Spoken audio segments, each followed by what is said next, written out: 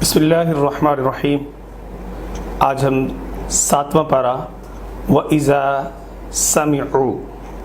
سے خلاصہ تفسیر قرآن کا آغاز کریں گے۔ اس میں 19 رکوع ہیں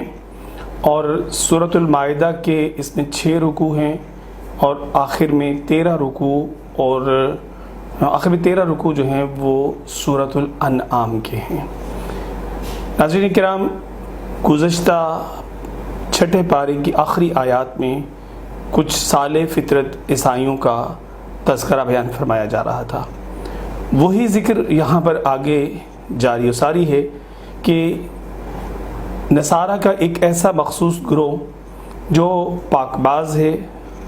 اور اللہ تعالیٰ کی عبادت پہ مشغول رہتا تھا،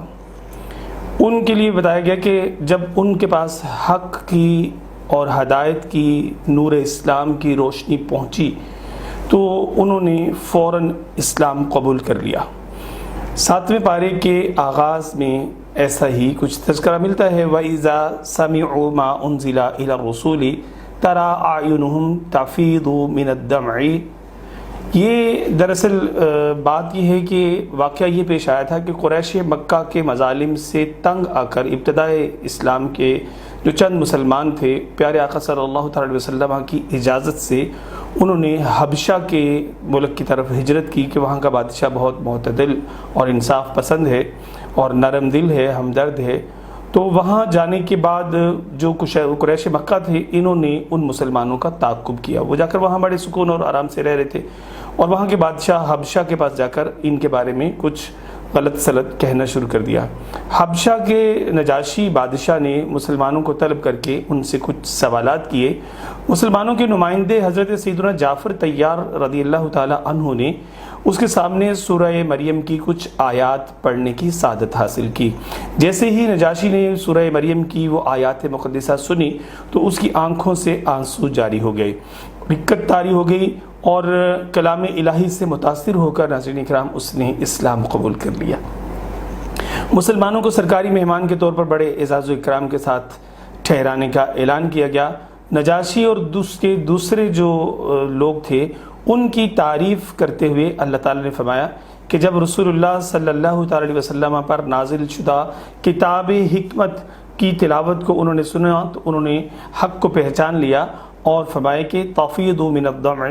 ان کی آنکھوں میں آنسو بھرائے، آنکھوں میں آنسو ڈبڈبانے لگے اور اللہ اس کے رسول صلی اللہ علیہ وسلم پر ایمان لا کر انہوں نے اللہ اس کے رسول صلی اللہ علیہ وسلم کی حقانیت کی گواہی دی۔ ناظرین کرام، اللہ تعالیٰ ایسے نیک دل ایمان لانے والے نصرانیوں یعنی عیسائیوں کو دنیا و آخرت میں اپنی رحمتوں سے نوازنے کا ان آیات مقدسہ میں مجدہ سناتا ہے، اور جو کفار ہیں ان کو ہمیشہ ہمیشہ کے لیے نار جہنم کا پیغام دیتا ہے۔ والذین کفروا وکذبوا بآیاتنا اولئک اصحاب الجحیم۔ ناظرین کرام، یہاں سے پھر دوسرے رکوع کا آغاز ہوتا ہے۔ یا ایھا الذین آمنوا لا تحرموا طیبات ما احل اللہ لکم ولا تعتدوا۔ ارشاد فرما دیا گیا کہ جو حلال اللہ تبارک تعالیٰ نے تم پر کر دیا ہے اسے خود اپنی مرضی سے حرام قرار مت دو، اور فرمایا کہ اسلام کی حلال اور حرام چیزوں کو سمجھا جائے اور اس میں کسی قسم کے غلو اور کسی قسم کی افراط و تفریط سے پرہیز کرنا چاہیے۔ انتہا پسندی کی مذمت کی گئی۔ قسم کا اس کے بعد ناظرین کیا بیان فرمایا جاتا ہے، لا یؤاخذکم اللہ باللغو فی ایمانکم۔ قسم کے کفارہ کی صورتوں کا بیان فرمایا گیا، جس میں بتا دیا گیا کہ قسم منعقدہ یعنی جو ایسی قسم جو کوئی قسم دیتا ہے، قسم اٹھاتا ہے، اور اگر وہ قسم کسی صورت میں اس کا قسم ٹوٹ جاتی ہے تو اسے کفارہ کی صورتیں بیان فرمائی گئی کہ 10 مسکینوں کو کھانا کھلایا جائے گا، اگر نہیں تو پھر انہیں کپڑے سلوا کر پہنائے جائیں، اگر نہیں تو ایک غلام آزاد کیا جائے، اور ان 3 صورتوں میں عمل نہیں اگر ہو سکتا تو پھر آخر میں ہے کہ 3 دن کے روزے رکھے جائیں۔ اس کے بعد ناظرین کرام، شراب، یا ایھا الذین آمنوا انما الخمر والمیسر سے شراب کی اور جوئے کی اور پانسا وغیرہ دیگر ناپاک جو مطلب کہہ لیجیے کہ کام یا اعمال یا افعال ہیں، ان کی حتمی طور پہ اللہ تبارک تعالیٰ نے ان آیات مقدسہ میں حرمت کو بیان فرما دیا، اور ساتھ ہی یہ بات بھی ارشاد فرما دی کہ انما یرید الشیطان ان یوقع بینکم العداوۃ والبغضاء، کہ یہ شراب میں مبتلا کر کے دراصل شیطان لعین و مردود چاہتا یہ ہے کہ وہ مسلمانوں کے معاشرے میں نفرتیں پیدا کر دے اور ان کے دلوں سے باہمی محبتوں کو ختم کر دے۔ حدیث پاک میں آتا ہے کہ حضرت سیدنا عمر فاروق اعظم رضی اللہ تعالیٰ عنہ نے انہی آیات کے تسلسل میں نازل ہونے والی فَهَلْ أَنْتُمْ مُنْتَهُونَ آیت مبارکہ کا یہ جز ہے جو کہ 91 نمبر آیت مبارکہ ہے سورۃ المائدہ کی۔ جب اس کو سنا کہ جس میں اللہ تعالیٰ نے فرمایا کہ تو کیا تم باز آئے، مطلب یہ تھا کہ کیا تم باز نہیں آؤ گے، تو سیدنا عمر فاروق اعظم رضی اللہ تعالی عنہ نے ہاتھ آسمان کی طرف اٹھائے اور بے اختیار والہانہ پکارنے لگے، انتہینا یا ربنا، انتہینا یا ربنا، کہ اے رب ہمارے ہم باز آ گئے، ہم باز آ گئے۔ تفسیر مظہری کے اندر یہ جزیہ موجود ہے۔ ناظرین کرام، یہاں اس حرمت کے ساتھ تفصیلی بیان کے ساتھ جو دوسرا رکوع ختم ہوتا ہے، تیسرا رکوع شروع ہوتا ہے، یا ایھا الذین آمنوا لیبلونکم اللہ بشیء من الصید۔ یہ شکار کی حرمت کا بیان ہے کہ حالت احرام میں محرم کے لیے، جس نے احرام پہن رکھا ہوتا ہے، اس کے لیے اجازت عطا فرمائی گئی کہ وہ صید البحر جو مطلب کہہ لیں کہ سمندری پانی کے جو جانور ہیں ان کا شکار کرنا اس کے لیے جائز قرار دیا گیا، اور صید البری جو صید البری ما دمتم حرما کا حکم ارشاد فرما کے بتا دیا گیا کہ جو خشکی کا شکار ہے وہ محرم کے لیے منع ہے۔ واتقوا اللہ الذی الیہ تحشرون، اور تمہیں چاہیے کہ اللہ سے ڈرو جس کی طرف تمہیں اٹھنا ہے، تمہیں لوٹ کر جانا ہے۔ کعبۃ اللہ کی حرمت و عظمت کا بیان اگلی آنے والی آیات مقدسہ میں اللہ تبارک تعالیٰ نے فرمایا کہ کعبۃ اللہ یہ مرکزیت اور بقائے انسانیت کی علامت ہے۔ اس کے بعد اللہ تبارک تعالیٰ نے ارشاد فرمایا کہ جو خبیث اور طیب ہے، قُلْ لَا يَسْتَوِي الْخَبِيثُ وَالطَّيِّبُ وَلَوْ أَعْجَبَكَ كَثْرَةُ الْخَبِيثِ فَاتَّقُوا اللَّهَ يَا أُولِي الْأَلْبَابِ لَعَلَّكُمْ تُفْلِحُونَ کے ذریعے سے اللہ تبارک تعالیٰ نے ارشاد فرما دیا کہ خبیث اور طیب جو ہے اس میں امتیاز رکھا کرو۔ یاد رکھو کہ ناپاک چیزیں جو ہوتی ہیں وہ پاک چیزوں کی برابری، طیب کی برابری اختیار نہیں کر سکتی، اور فرمایا کہ خواہ وہ زیادہ کیوں نہ ہو، ان کا کثرت تمہیں بھلی کیوں نہ لگے کہ بہت زیادہ ہیں یہ تو اس وجہ سے سمجھو کہ نہیں، اگر یہ اچھا نہیں ہوتا تو زیادہ نہیں ہوتا، ایسا نہیں ہے۔ بتا دیا گیا کہ کسی چیز کی زیادتی یا کسی چیز کی کمی یہ خیر اور شر کا یا پاکی اور ناپاکی کا یہ معیار نہیں ہے۔ ممکن ہے کہ جو اچھے ہوں وہ بہت تھوڑے سے ہوں اور جو برے ہوں وہ بہت زیادہ ہوں۔ یہ فرما دیا کہ اللہ سے ڈرتے رہو، اور اے عقل والو تم اگر اللہ سے ڈرو گے اور یہ اپنا معیار زندگی بناؤ گے تو تم فلاح پا جاؤ گے۔ چوتھا رکوع ناظرین اکرام شروع ہوتا ہے مشرکین کے حوالے سے۔ اس میں تذکرہ کیا گیا کہ جو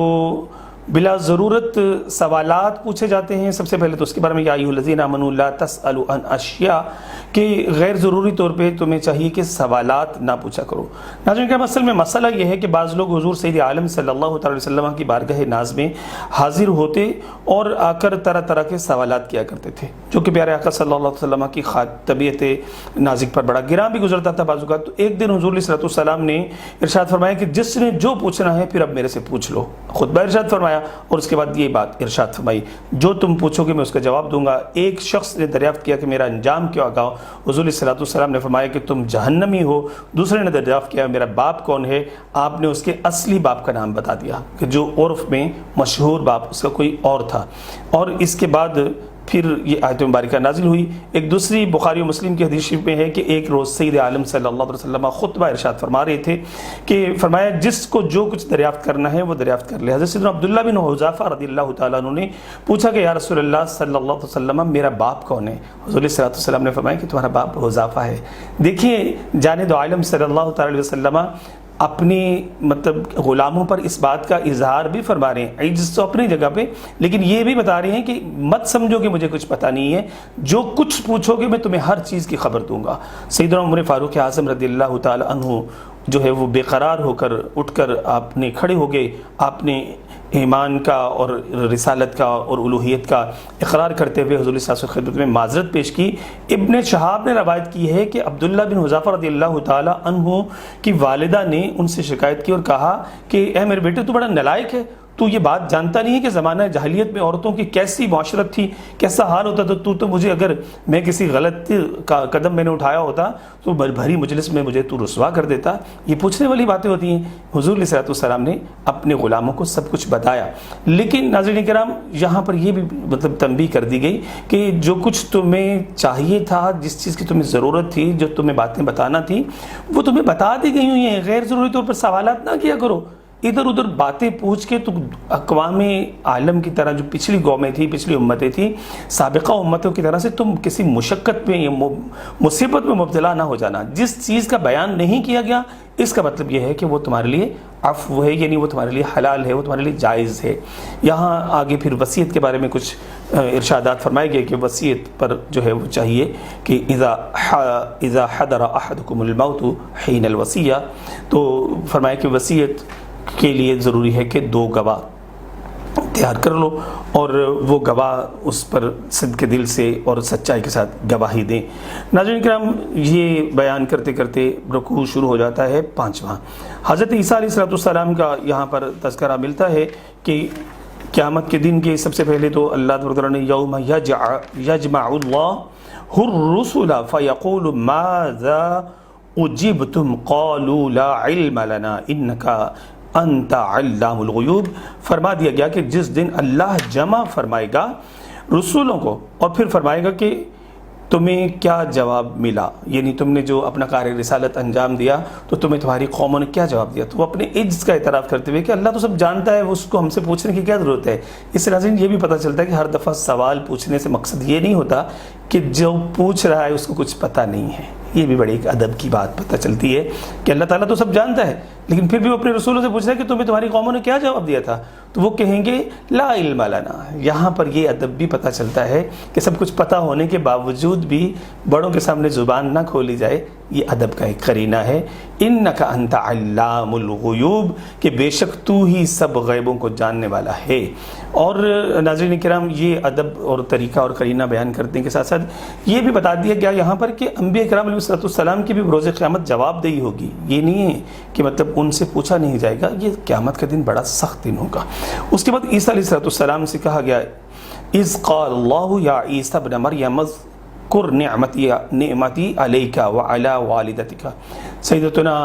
مریم سلام اللہ علیہ پر اور حضرت عیسیٰ علیہ السلام پر اللہ تعالیٰ نے جو اپنی کرم نوازیاں فرمائی ان کا تذکرہ فرماتے ہوئے کہا کہ یاد کرو جو میں نے تمہیں اور تمہاری والدہ پر عطائیں کی، روح القدس جبریل امین علیہ السلام کے ذریعے سے تمہاری مدد کی، پنگھوڑے میں تم بڑی عمر کے لوگوں سے باتیں کیا کرتے تھے، میں نے تمہیں کتاب حکمت جو ہے وہ عطا فرمائی اور توریت و انجیل کا علم سکھایا۔ پھر حضرت عیسیٰ علیہ السلام کے معجزات کا ذکر ہے کہ اللہ تعالیٰ نے جو ان کو عطا فرمائے تھے، فرمایا کہ آپ جو ہے وہ پرندے کی مورت بناتے اور اس کو پھر اللہ کے حکم سے پھونک مارتے تو وہ اڑ جاتا، وَتُبْرِئُ الْأَكْمَحَ وَالْأَبْرَصَ بِإِذْنِي، اور فرمایا کہ تو مادرزاد اندھے اور سفید داغ والے کو میرے حکم سے شفا دیتا، وَإِذْ تُخْرِجُ الْمَوْتَ بِإِذْنِي، اور جب تو مردوں کو میرے حکم سے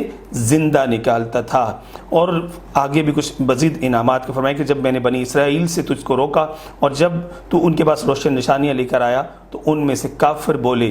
ان ھذا الا سحر مبین، کہ یہ نہیں ہے مگر کھلا جادو۔ یہ باتیں بیان کی گئیں۔ اس کے بعد پھر ناظرین کرام اذ قال الحواریون یا عیسی ابن مریم هل یستطیع ربک ان ینزل علینا مائدۃ من السماء، نزول مائدہ کا ذکر ہے کہ حضرت عیسیٰ علیہ السلام کے ماننے والے کہنے لگے کہ اے عیسیٰ علیہ السلام آپ کا رب کیا اس بات کی استطاعت رکھتا ہے، اپنے رب سے کہیے کہ وہ ہم پر پکا پکایا کھانا آسمانوں سے نازل فرمایا کرے اور ایک دسترخوان ہمارے لیے اتارے جس میں انواع اقسام کے کھانے ہونے چاہیے۔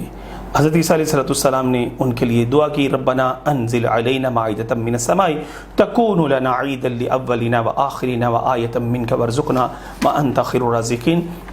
تو آسمانوں سے خوان نعمت اللہ تعالیٰ نے نازل فرما دیا، مگر یہ کہ عیسیٰ علیہ السلام نے ان سے کہا کہ بددیانتی کا مظاہرہ نہ کرنا، لیکن انہوں نے اللہ تعالیٰ کی حکم کی جو ہے وہ خلاف ورزی کی، خیانت کے مرتکب ہوئے اور اس میں سے کھانا چرانا شروع کر دیا، چھپانا شروع کر دیا وغیرہ، تو اللہ تبارک تعالیٰ نے پھر عذاب اپنا ان پر نازل فرمایا اور ان کو بندر اور خنزیروں کی شکل سے بدل دیا، ان کی شکلیں مسخ کر دیں۔ یہ حضرت داؤد علیہ السلام کی امت کے ساتھ بھی ایسا ہوا تھا۔ یہاں پر حضرت عبداللہ ابن مسعود رضی اللہ تعالیٰ عنہ کی ایک روایت نقل کرتا چلا جاؤں۔ حضور علیہ السلام کی خدمت ناز میں کچھ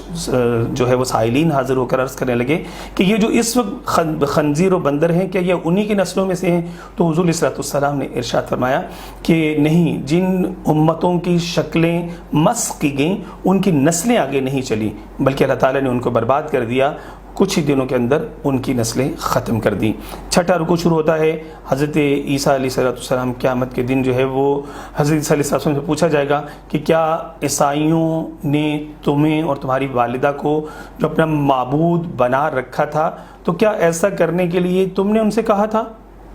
وَإِذْ قَالَ اللَّهُ يَا عِيسَى ابْنَ مَرْيَمَ أَأَنْتَ قُلْتَ لِلنَّاسِ اتَّخِذُونِي وَأُمِّي إِلَٰهَيْنِ مِن دُونِ اللَّهِ، تو حضرت عیسیٰ علیہ السلام کہیں گے قال سبحانک ما یکون لی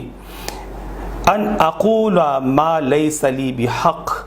عرض کریں گے کہ پاکی ہے تجھے، مجھے روا نہیں، جائز نہیں کہ میں وہ بات کہوں جو مجھے پہنچتی نہیں ہے۔ عیسیٰ علیہ السلام کہیں گے کہ میں نے ایسا کچھ نہیں کیا، میرے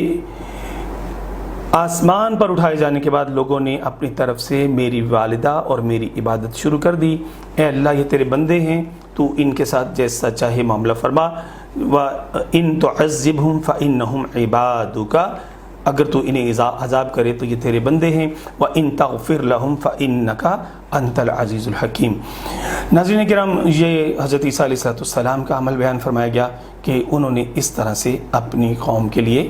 فرمایا کہ اللہ تعالیٰ اس کے بارے میں پھر ارشاد فرمائے گا کہ آج کے دن سچائی کے علم بردار جو ہیں انہی کے لیے عظیم الشان کامیابیوں ان کو کامیابیاں جو ہے عظیم الشان کامیابیاں عطا فرمائی جائیں گی، اور ان کے لیے دائمی طور پر اللہ تبارک تعالیٰ کے ہاں جو جنات تجری من تحتها الانہار خالدین فیہا ابدا اس میں رہیں گے۔ اور فرمایا رضی اللہ عنہم ورضوا عنہ، اللہ ان سے راضی ہوا اور وہ اللہ سے راضی ہوئے، ذالک الفوز العظیم، اور یہ بہت بڑی کامیابی ہے۔ للہ ملک السماوات والارض وما فیہن وہو علی کل شیء قدیر کے ساتھ یہ سورہ مائدہ ختم ہو جاتی ہے اور 6 رکوع بھی پورے ہو جاتے ہیں۔ 7واں رکوع یہاں سے ناظرین کرام سورہ انعام کا آغاز ہوتا ہے۔ ابھی ہم سورہ انعام کی طرف بڑھتے ہیں۔ ناظرین کرام، سورۃ الانعام یہ مکی سورہ ہے، اور انعام کا مطلب ہوتا ہے چوپایا۔ اس میں بہت سے ایسے مطلب جانوروں کے مختلف احوال کا ذکر کیا گیا ہے، اس لیے اس کو سورہ الانعام کہا جاتا ہے۔ اس سورہ الانعام کے اندر ناظرین کرام جو ہے وہ 165 آیات مبارکہ ہیں اور 20 رکوع ہیں۔ اس میں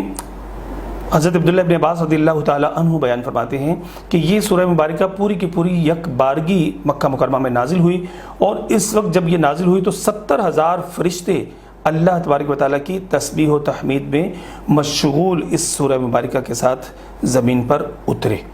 اور تفسیر ابن کثیر وغیرہ، تفسیر کبیر وغیرہ کے اندر یہ مضمون بڑی شرح و بسط کے ساتھ موجود ہے۔ سورہ کی ابتدا میں اللہ تبارک تعالیٰ نے وحدانیت کا، ذات باری تعالیٰ کے متعلق دلائل اور مشرکوں کی ہٹ درمی کا بیان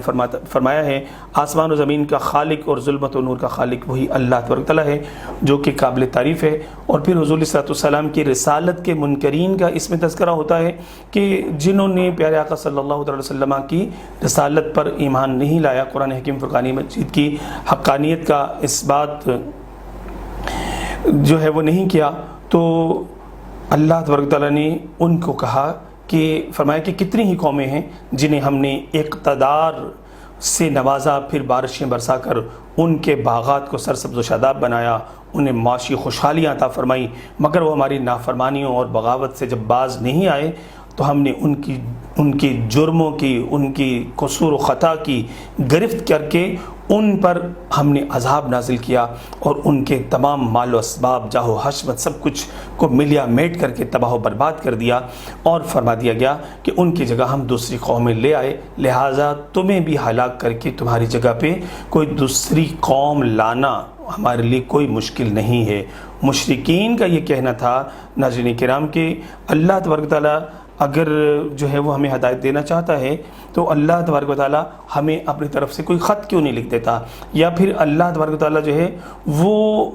مطلب ہمارے لیے کوئی فرشتہ کیوں نہیں نازل فرماتا؟ تو اللہ تبارک و تعالیٰ نے فرمایا کہ وَلَوْ نَزَّلْنَا عَلَيْكَ كِتَابًا مِّن قِرْطَاسٍ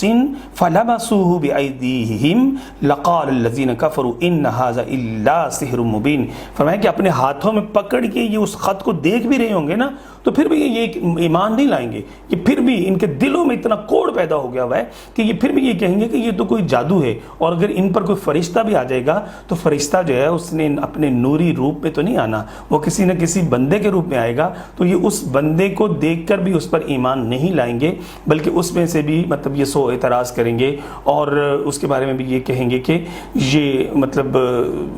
اللہ کا بھیجا ہوا فرستادہ یا فرشتہ نہیں ہے۔ حضور علیہ الصلوۃ والسلام کو تسلی دیتے ہوئے اللہ تبارک تعالیٰ نے ارشاد فرمایا وَلَقَدِ اسْتُهْزِئَ بِرُسُلٍ مِّن قَبْلِكَ فَحَاقَ بِالَّذِينَ سَخِرُوا مِنْهُمْ مَا كَانُوا بِهِ يَسْتَهْزِئُونَ کہ ضرور ہے محبوب صلی اللہ علیہ وسلم تم سے پہلے بھی رسولوں کے ساتھ انہوں نے یہی ٹھٹھا اور مذاق کیا گیا، تو وہ جو ان سے ہنستے تھے ان کی ہنسی ان کو لے بیٹھی۔ یہاں یہ رکوع ختم ہو جاتا ہے۔ 8واں رکوع جو ہے اس میں اللہ تبارک تعالیٰ نے اپنی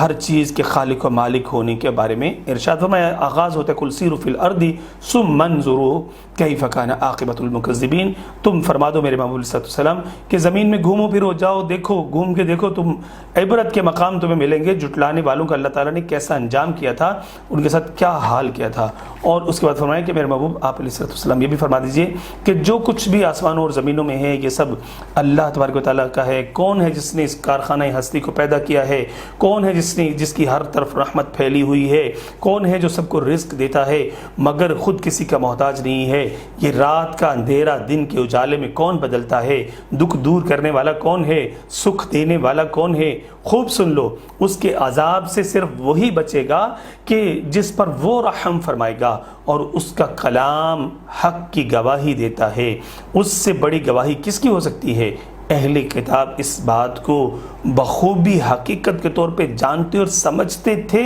کہ وہ خدا وحدہ لا شریک، یکتا، اکیلا، یگانہ ہے، اس کا کوئی ہمسر، کوئی ہمتا نہیں ہے، اس کا کوئی شریک نہیں ہے۔ اور اللہ تعالیٰ نے فرما دیا یہاں پر 8ویں رکوع کے اختتام میں کہ میں تمہارے جو تم میرے ساتھ شریک ٹھہراتے ہو میں ان سے بیزار ہوں۔ ناظرین کرام 8واں رکوع یہاں پر ختم ہوتا ہے، اور آپ یہ دیکھیے کہ اگر دیکھا جائے کہ یہ جو بیزار ہونے کا وَإِنَّنِي بَرِيءٌ مِّمَّا تُشْرِكُونَ، اور میں بیزار ہوں ان سے جن کو تم شریک ٹھہراتے ہو، یہ پیارے آقا صلی اللہ علیہ وسلم سے کہا گیا کہ تم فرماؤ قُلْ لَا أَشْهَدُ قُلْ إِنَّمَا هُوَ إِلَٰهٌ وَاحِدٌ وَإِنَّنِي بَرِيءٌ مِّمَّا تُشْرِكُونَ کہ یہ گواہی نہیں دیتا، تم فرماؤ کہ وہ تو ایک ہی معبود ہے اور میں بیزار ہوں ان سے جن کو تم شریک ٹھہراتے ہو۔ پتہ چلا کہ کفار سے بیزاری کا اظہار کرنا یہ سنت مصطفیٰ صلی اللہ علیہ وسلم اور فرمان خدا اور تعلیمات قرآن ہے، اور یہ کہنا کہ ہم گستاخان رسول سے بیزار ہیں، ہم کافروں سے بیزار ہیں، یہ جملہ عین قرآن و سنت کی تعلیمات کے مطابق ہے۔ اس کے بعد ناظرین 10واں رکوع جو ہے ناظرین 10واں نہیں، اس کے بعد ہم 9ویں رکوع کی طرف بڑھیں گے۔ 9واں رکوع جو ہے اس میں اللہ تعالیٰ نے مشرکین اور کفار کے بد انجام کا بیان فرمایا ہے، اور قرآن حکیم فرقان مجید کے بارے میں بتایا کہ یہ مشرکین کے جو اس میں قصے بیان اور واقعات بیان کیے گئے ہیں، یہ مشرکین اور یہود و نصارہ اس سے عبرت حاصل کرنے کی بجائے اس کے بارے میں یہ کہتے ہیں کہ یہ تو کوئی فسانے ہیں، اور فرمایا کہ اس وقت جب یہ دوزخ کے کنارے پر کھڑے ہوں گے اس وقت ان کی آنکھیں کھل جائیں گی، اور اس وقت یہ اپنی بدبختی پر ماتم کریں گے اور کہیں گے کہ اے کاش دنیا میں ہمارا پھر جانا ہوتا اور ہم ایمان والوں میں سے ہو جاتے، کیا ہی اچھا ہوتا کہ یہ لوگ حشر کا احساس آج کر لیتے، اس دن کی حقانیت اور اس کی سختی کو آج مان لیتے۔ اور جب اللہ تعالیٰ فرمائے گا کہ بتلاؤ کیا یہ حقیقت نہیں ہے، اب اپنے انکار کا تمہیں عذاب چکھنا پڑے گا۔ یہاں پر 10واں رکوع مکمل ہوتا ہے، اور 9واں رکوع ختم ہوتا ہے، 10ویں رکوع کی طرف ہم بڑھتے ہیں، جس میں اللہ تعالیٰ نے روز حشر کی ملاقات اور اس دن کی تیاری کے حوالے سے کچھ بیان فرمایا ہے۔ بڑے نقصان میں ہیں وہ لوگ جو اللہ کا انکار کر رہے ہیں۔ قد خسر الذین کذبوا بلقاء اللہ، بے شک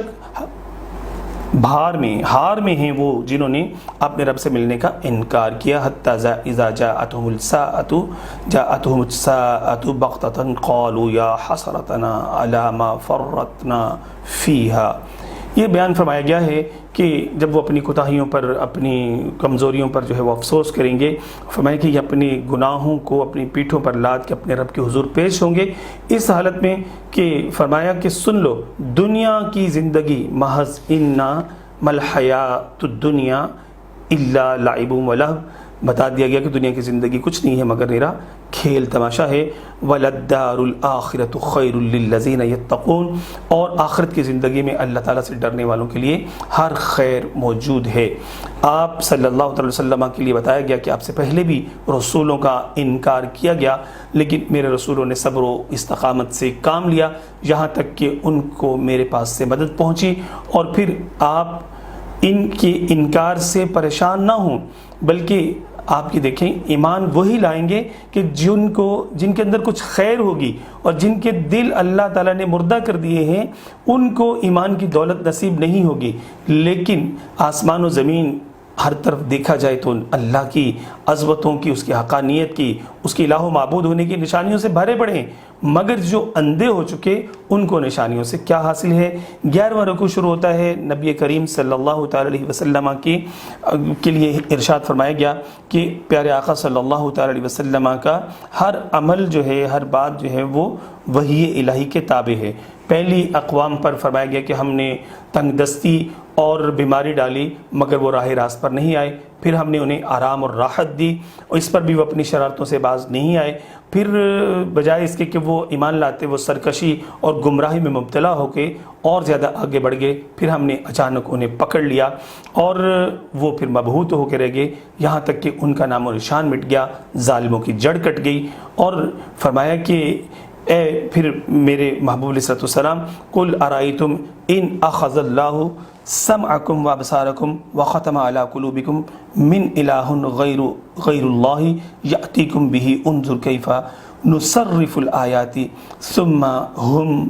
یصدفون۔ فرمایا کہ تم فرماؤ بھلا بتاؤ کہ اگر اللہ تمہارے کان اور آنکھ لے لے اور تمہارے دلوں پر مہر کر دے تو اللہ کے سوا کون خدا ہے جو تمہیں یہ چیزیں واپس دلا دے۔ دیکھو ہم کس کس رنگ میں یہ آیتیں بیان کر رہے ہیں، لیکن پھر بھی وہ منہ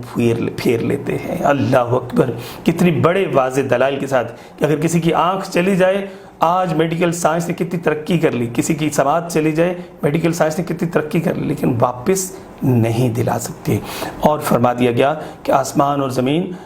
نشانیوں سے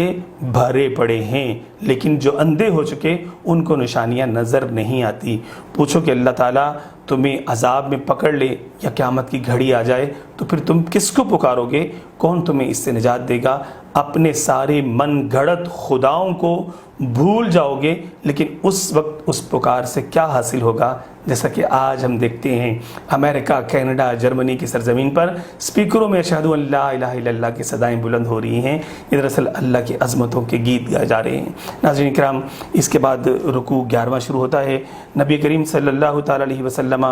کی، جیسے میں نے کہا کہ ہر عمل کو وحی الہی قرار دیا گیا، اس کا تذکرہ ہے، اور پیارے آقا صلی اللہ تعالی علیہ وسلم کے غیب دان ہونے کا جو ہے وہ تذکرہ اس میں خوبصورت الفاظ کے ساتھ فرمایا گیا ہے۔ 12ویں رکوع میں ناظرین 51 سے 55 نمبر سورۃ الانعام کی آیت مبارکہ ہے۔ فرمایا کہ جن لوگوں کو اللہ کا خوف ہے وہ اپنے رب کے سامنے جمع ہونے سے ڈرتے ہیں، آپ صلی اللہ علیہ وسلم انہیں قرآن حکیم فرقان مجید کے ذریعے سے ڈراتے رہیے۔ اللہ کے علاوہ اس دن کوئی حمایتی اور کوئی سفارشی ان کا نہیں ہوگا۔ مشرکین کے متکبر اور ہٹ درم سرداروں کو اپنے ساتھ مانوس کرنے اور راہ ہدایت پر ان کو لانے کے لیے آپ کوشش کرتے رہیں، لیکن اس میں ایسا نہ کریں کہ اس کی بجائے جو آپ کے پاس مشرکین کے اصل میں کچھ گروہ آئے، انہوں نے آ کر یہ فرمائش کی کہ یہ جو غریب غربا پھٹے پرانے کپڑوں والے یا رسول اللہ آپ کے پاس بیٹھے ہوئے ہیں، ان کو اپنے پاس سے اٹھا دیں، ہم ان کے پاس بیٹھنا پسند نہیں کرتے۔ تو اللہ نے منع فرما دیا کہ یہ جو آپ کے غلام یا آپ کے فدائی یا آپ کے عاشق، یہ آپ پر اپنی جانیں نچھاور کرنے والے پھٹے پرانے لباس والے، اے میرے محبوب یہ مجھے بڑے اچھے لگتے ہیں، ان کو اپنے پاس سے اٹھانا نہیں، ان کو اپنے پاس بیٹھے رہنے دو۔ اور یہ جو عمراء اور رؤساء آ رہے ہیں، بھلے یہ تمہارے پاس آئیں یا نہ آئیں، ہمیں ان کی پرواہ نہیں ہے۔ پیارے آقا صلی اللہ تعالی علیہ وسلم کو اپنے ان بوسیدہ حال اور پریشان خاطر غلاموں سے شفقت و محبت کرنے کا حکم ارشاد فرمایا گیا۔ ناظرین کرام، اس کے بعد 13واں رکوع شروع ہوتا ہے 56 نمبر سے 60 نمبر آیت مبارکہ میں۔ اللہ تبارک و تعالیٰ نے اپنے پیارے محبوب علیہ السلام سے ارشاد فرمایا کہ آپ اعلان فرما دیں کہ مجھے تو منع کیا گیا ہے کہ جنہیں تم خدا بنائے بیٹھے ہو ان کی عبادت کروں، میں تمہاری خواہشات کی پیروی نہیں کر سکتا اور تمہارے خداؤں کی پوجا نہیں کر سکتا۔ حضور علیہ الصلوۃ والسلام نے ناظرین کرام یہاں پر کفار کے جو جھوٹے معبود تھے ان کی نفی کی اور فرمایا کہ تم مجھے کہتے ہو کہ جب تم مجھے یہ بات کہتے ہو کہ جب ہم آپ کی بات نہیں مانتے تو آپ اپنے رب سے کہیں کہ وہ ہم پر عذاب کیوں نہیں لے آتا۔ تو حضور علیہ الصلوۃ والسلام سے کہا گیا کہ آپ ان سے کہیے کہ سنو، اللہ کا عذاب اللہ کے اختیار میں ہے، وہ ہر چیز کو جاننے والا ہے اور وہ غیب کے خزانوں کی کنجیاں اسی کے پاس ہیں، وہ خشکی اور تری میں جو کچھ ہے وہ سب جانتا ہے۔ کس درخت کا کوئی پتا زمین کے اندھیروں میں ہے، کس درخت کا کوئی پتا گرتا ہے، کون سا دانہ زمین کے کس اندھیرے میں ہے، خشک و تر کہاں کیا ہے، وہ کتاب روشن کے اندر لکھی ہوئی باتیں ہیں۔ اور فرمائیں کہ اس نے جو قانون مقرر کر دیا ہے اس کے مطابق اس کا عذاب ظہور پذیر ہوگا اور تم سب اس کی طرف لوٹ کر جاؤ گے۔ 14ویں رکوع میں دین کا مذاق اڑانے والوں 61 نمبر سے 70 نمبر آیت مبارکہ میں دین کا مذاق اڑانے والوں کے حوالے سے کچھ تذکرہ کیا گیا ہے اور اللہ تعالیٰ نے بتا دیا کہ وہی غالب ہے اپنے بندوں پر اور تم پر نگہبان بھیجتا ہے، یہاں تک کہ جب تم میں سے کسی کو موت آتی ہے ہمارے فرشتے اس کی روح قبض کرتے ہیں اور وہ قصور نہیں کرتے اور پھر پھیرے جاتے ہیں اپنے سچے مولا اللہ کی طرف، سننا ہے اسی کا حکم، وَهُوَ أَسْرَعُ الْحَاسِبِينَ، اور یاد رکھو کہ وہ سب سے جلد حساب لینے والا ہے۔ اور اے نبی مکرم صلی اللہ علیہ وسلم، یہ لوگ کھلم کھلا حق کا انکار کر رہے ہیں، یہود بےہودہ باتیں کرتے ہیں، آپ ان سے لگ رہیے، آپ ان کی کوئی ذمہ داری آپ پر نہیں ڈالی گئی۔ جن لوگوں نے اپنے دین کو کھیل تماشا بنا رکھا ہے اور دنیا کی زندگی کے چکر میں پڑے ہوئے ہیں، آپ انہیں چھوڑ دیجئے، ان کو صرف بتا دیجئے کہ ایک نہ ایک دن وہ دن ضرور آئے گا جس دن تم اپنی کرنی کا پھل بھگتو گے اور جو بویا ہے اس کو کاٹو گے اور تمہیں اپنے اعمال کا نتیجہ دیکھنا پڑے گا، اس کے جزا اور سزا کا تمہیں سامنا کرنا پڑے گا اور اس دن تمہاری دولت اور تمہارے سفارشی یہ تمہارے کسی کام نہیں آئیں گے۔ 15ویں رکوع میں حضرت ابراہیم علیہ نبی علیہ السلام کے ایک کہہ لیجیے کہ توحید و رسالت کی طرف بلائے جانے کا اعلان ہوتا ہے۔ حضرت ابراہیم علیہ السلام اپنے ستارہ پرست جو قوم تھی اس کے ساتھ مناظرے کا ایک بیان ہے کہ ستارے اور چاند سورج یہ سب جو حضرت ابراہیم علیہ السلام نے فرمایا کہ جس کی تم پوجا کرتے ہو یہ تو سارے کے سارے ڈوب جاتے ہیں، یہ تو محتاج ہیں، کمزور ہیں، یہ تو خود چمک بھی نہیں سکتے، اور فرمایا کہ یہ رب نہیں ہو سکتے، سمجھو اس بات کو۔ ابراہیم علیہ السلام نے اپنی قوم کی تربیت فرمائی۔ اس کے بعد ناظرین کرام 83 نمبر سے 90 نمبر آیت مبارکہ یہ 16واں رکوع ہے اور اس میں اللہ تعالیٰ نے 18 انبیاء کرام علیہ السلام کا پے در پہ ذکر فرمایا ہے، جس میں حضرت ابراہیم علیہ السلام، حضرت اسحاق، حضرت یعقوب، حضرت نوح، حضرت داود، حضرت سلیمان، حضرت ایوب، حضرت یوسف، حضرت موسیٰ، ہارون، زکریا، یحییٰ، عیسیٰ، الیاس اور اسماعیل، حضرت یسع، حضرت یونس، حضرت لوط علیہ السلام کا بیان ہے۔ اور اللہ تبارک و تعالیٰ فرمایا کہ یہ سب اللہ تبارک و تعالیٰ برگزیدہ نبی اور رسول تھے، یہ سب دین توحید کے حامل تھے، اصل ہدایت کی راہ یہی ہے جس پر تمام پیغمبر قائم تھے۔ اگر کافر اس کا انکار کرتے ہیں تو ان پر ان کی پرواہ آپ علیہ السلام نہ فرمائیں۔ اللہ تعالیٰ کسی دوسری قوم کو توحید کی حمایت میں کھڑا کر دے گا، اور ان سے کہہ دیں کہ میں تم سے قل لا اسألکم علیہ اجرا، یہ جو میں نے کار رسالت کیا اس پر میں تم سے کوئی اجر نہیں مانگتا، ان ہوا الا ذکر للعالمین، وہ تو نہیں مگر نصیحت سارے جہان کو۔ 17واں رکوع میں قرآن حکیم فرقان مجید کی جو کتاب الہی ہے اس کی عظمتوں کا بیان اللہ تبارک تعالیٰ نے فرمایا ہے، اور فرما دیا کفار مشرکین یا کسی اور کا یہ کہنا کہ اللہ تعالیٰ نے کسی انسان کو لوگوں کی ہدایت کے لیے پیغمبر بنا کر نہیں بھیجا، یہ اللہ تعالیٰ کی توہین ہے۔ سنو، تم سے پہلے ہم نے موسیٰ علیہ السلام پر جو تورات نازل کی تھی تو وہ کیا انسان نہیں تھے؟ کیا تم ان کو مانتے ہو یا نہیں مانتے؟ کیا تم اس کتاب کو مانتے ہو یا نہیں مانتے؟ کہ اگر وہ اس کتاب کو منزل من اللہ مانتے ہو، موسیٰ علیہ السلام کو اللہ کا بندہ مانتے ہو، تو پھر یہ کتاب قرآن حکیم فرقان مجید یہ بھی اسی قادر و کریم رب کریم عز و جل نے نازل فرمائی ہے، اور قرآن تو ایسی کتاب ہے جو پچھلی کتابوں کی تصدیق کرنے والا ہے۔ آخرت کو ماننے والے اس پر یقین رکھتے ہیں۔ آپ انہیں کہہ دیں کہ اگر میں اپنی طرف سے کوئی بات کہہ رہا ہوں تو نعوذ باللہ مجھ سے بڑا ظالم کون ہو سکتا ہے، اور اگر تم میری بات نہیں مانتے تو پھر تمہارا شمار جو ہے وہ بہت بڑے ظالموں میں ہوگا، تم کل موت کی سختیوں میں ڈبکیاں کھا رہے ہوگے، اور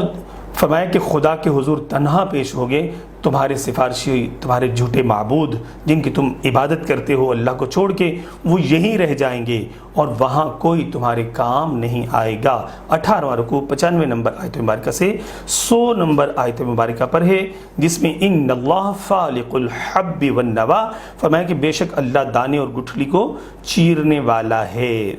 کہ اللہ ہی ہے جو دانے کو پھاڑ کے گٹھلی کو چیر کے اس سے درخت اور پودے پیدا کرتا ہے، زندہ سے مردہ کو اور مردہ سے زندہ کو، یخرج الحی من المیت ومخرج المیت من الحی، جس طرح سے انڈے سے بچہ اور پھر مرغی بنتی ہے، مرغی سے پھر انڈا نکلتا ہے، یا پھر مردہ دلوں سے مسلمان پیدا ہوتے ہیں اور مسلمانوں سے بعد میں لوگ جو ہے وہ منکرین خدا پیدا ہو جاتے ہیں، اس کی طرف بھی روحانی طور پہ اشارات اس میں بتائے گئے ہیں۔ اس کے بعد ناظرین کرام، اللہ تعالیٰ نے جو ہے وہ شمس و قمر کے حساب یعنی سورج اور دن رات کے جو معاملات ہے اس کا بیان فرمایا۔ خشکی اور تری میں راستہ متعین کرنے کے لیے بتایا گیا کہ اللہ تعالیٰ نے تمہارے لیے ہدایت کے لیے ستارے جو ہے وہ پیدا فرمائے، جس کے ذریعے سے تم خشکی اور تری میں اندھیروں میں راستے تلاش کرتے ہو۔ قد فصلنا الآیات لقوم یعلمون، ہم نے اپنی نشانیاں مفصل بیان کر دی ہیں علم والوں کے لیے۔ وہو الذی انشأکم من نفس واحدہ فمستقر ومستودع، سبحان اللہ، اللہ تبارک تعالیٰ نے ارشاد فرمایا کہ وہی رب ہے جس نے تمہیں ایک جان سے پیدا کیا اور پھر اس نے تمہارے لیے مستقر اور مستودع بنایا، یعنی اس نے تمہارے عارضی ٹھہرنے کا ٹھکانہ زمین کو بنایا اور آخرت میں تمہارے لیے مستقر ٹھہرنے کا ٹھکانہ بنایا۔ اور فرمایا وَهُوَ الَّذِي أَنزَلَ مِنَ السَّمَاءِ مَاءً، وہی اللہ ہے جس نے آسمانوں سے پانی نازل فرمایا، فَأَخْرَجْنَا بِهِ نَبَاتَ كُلِّ شَيْءٍ، اور اس کے ذریعے سے ہر اگنے والی چیز کو پیدا فرمایا، تو ہم نے اس سے نکالی سبزی جس میں سے دانے نکلتے ہیں ایک دوسرے پر چڑھے ہوئے، کھجور کے جو گچھے پاس پاس ملے ہوئے، اور انگور کے باغ اور زیتون اور انار کسی بات میں ملتے اور کسی بات میں الگ الگ۔ اس کا پھل دیکھو جب پھلے اور اس کا پکنا اس کو دیکھو، ان فی ذالکم لآیات لقوم یؤمنون، فرمایا کہ بے شک اس میں نشانیاں ہیں ایمان والوں کے لیے۔ اللہ اکبر، یہ ساری کی ساری باتیں کوئی کر کے تو دکھائے، کوئی ایسا ہو کر تو بتائے کہ یہ جتنی اللہ تعالیٰ نے چیلنجز ایک طرح سے دیے ہیں کہ یہ رب ہے جو یہ سارے کام کرتا ہے، اس کو چھوڑ کے تم کس کو پوچھتے ہو، یا پھر اس کے ہونے کا انکار کیسے کر سکتے ہو کہ جو سب کچھ ہر چیز کا خالق و مالک ہے۔ اور اللہ تعالیٰ نے فرما دیا اور اللہ کا شریک ٹھہرایا تم نے جنوں کو، حالانکہ اسی نے ان کو بھی بنایا ہے، اور اس کے لیے بیٹے اور بیٹیاں گھڑ کر بنا لی۔ تم نے فرما دیا گیا کہ اللہ تبارک و تعالیٰ کا کوئی شریک نہیں ہو سکتا، اللہ واحد و یکتا ہے، اللہ کسی کی خواہش کو پورا کرنے کے، اس کی تکمیل کرنے کا پابند نہیں ہے۔ ناظرین کرام، یہاں سے 19واں رکوع جو ہے وہ شروع ہو جاتا ہے عیسائیوں کے عقیدے کی تردید کرتے ہوئے۔ اللہ تعالیٰ نے یہاں پہ آگے پھر ارشاد فرمایا، بار بار روئے سخن کبھی یہود کبھی نصارہ کبھی مشرکین کی طرف قرآن کا ہو رہا ہے کہ کاش رب یہ چاہتا ہے کہ یہ مجھے ماننے والے بن جائیں، اے کاش کے ماننے والے بن جائیں۔ اللہ تعالیٰ نے فرمایا کہ تم یہ کہتے ہو کہ اللہ کی مطلب یہ اللہ کے بیٹے ہیں، حالانکہ اللہ تو وہ ہے کہ اس کی تو کوئی بیوی نہیں ہے، تو اس کی اولاد کیسے ہو سکتی ہے؟ وہ ہر چیز کا خالق ہے، وہ ہر چیز کا علم رکھتا ہے۔ اور فرمایا کہ لوگ قسمیں کھا کر کہتے ہیں کہ اگر ہماری مطلوبہ نشانی دکھا دی جائے تو ہم ضرور ایمان لے آئیں گے۔ نشانیاں دکھانا تو اللہ تعالیٰ کے لیے مشکل نہیں ہے، مگر اس بات کی کیا ضمانت ہے کہ تم نشانیاں دیکھ کر بھی ایمان لاؤ گے؟ اللہ تعالیٰ نے بار بار اس میں فرما دیا اور فرمایا قد جاءکم بصائر من ربکم فمن ابصر فلنفسہ ومن عمی فعلیہا۔ فرما دیا گیا کہ اللہ تعالیٰ نے آنکھیں کھولنے والی دلیلیں تمہارے لیے بھیج دی ہیں تمہارے رب کی طرف سے، جس نے دیکھا تو اپنے بھلے کو دیکھا، جو اندھا ہوا تو اپنے برے کو ہوا۔ وما انا علیکم بحفیظ، اور میں تم پر نگہبان نہیں ہوں۔ اے میرے محبوب صلی اللہ علیہ وسلم آپ ان سے یہ بات فرما دیجئے۔ اور ناظرین کرام، یہ 19ویں رکوع پر جو ہمارا 7واں پارہ ختم ہو جاتا ہے اور سورۃ الانعام کی 110 آیات یہاں پر پوری ہوتی ہیں۔ انشاءاللہ آگے 8واں پارہ ہم دیکھیں گے۔